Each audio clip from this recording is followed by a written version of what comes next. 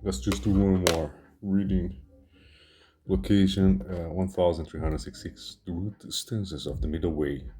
The Mulamadhyamakakarika. Number 23. An examination of mistakes. Desire, aversion, ignorance, derive the teachings say from thought. Arise depends upon that which is attractive, unattractive, and mistaken. Since what arises in dependence on the attractive and attractive mistaken does not exist by its intrinsic nature, the filaments are devoid of real existence. In no way has the existence or the no existence of self been proven, and without self, how is the existence or the no existence of the filaments proven?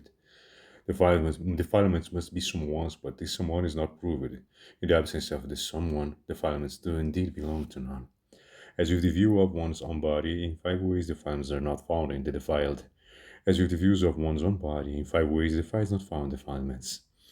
If the attractive and attractive and mistaken don't exist by their intrinsic being, what defilements are there that depend on the attractive and attractive and mistaken? Form and sound, taste and touch, odor and the objects of the mind. These six are thought of as a base of desire, aversion, and confusion. Yet form and sound and taste, touch, odor and the objects of the mind are like the cities of Gandharvas. They're like mirage dreams. And those who are like phantom beings, objects that are like reflections. How could the attractive and the unattractive possibly arise? The attractive so-called is imputed based upon the unattractive, which from the attractive is not independent, therefore the attractive is not tenable. The so-called unattractive is imputed based on the attractive, which from the unattractive is not independent, thus the unattractive is not tenable. If the attractive is not found, how can there be desire? If the unattractive is not found, how can there be aversion? Suppose it's wrong to apprehend that the impermanent is permanent. But since there is no impermanence in what is empty, how is such an apprehension incorrect? Suppose it's wrong to apprehend that the impermanent is permanent. How is not wrong to apprehend and say that what is empty is impermanent? The apprehension, the mode thereof, the apprehender and the apprehended all subside, and thus there is no apprehension. If there is no apprehension whatever, whether wrong or right, who will have mistaken concepts? Who will then be unmistaken? In one who is mistaken, mistakes cannot occur. In one who is unmistaken, mistakes cannot occur. In one who is making a mistake, mistakes cannot occur. Who therefore can be mistaken? That you should examine for yourself. If mistakes have not arisen, how can they exist?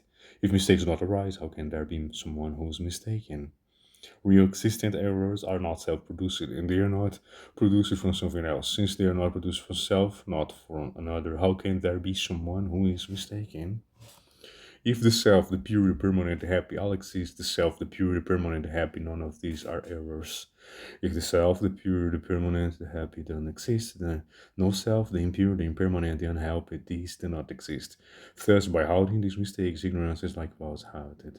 And if ignorance is halted, actions are the rest and also halted. If an individual's defilements exist by their intrinsic being, how indeed can they be banished? Who can banish that what exists? If an individual's defilements don't exist by the intrinsic being, how indeed can they banish? Who can banish what does not exist?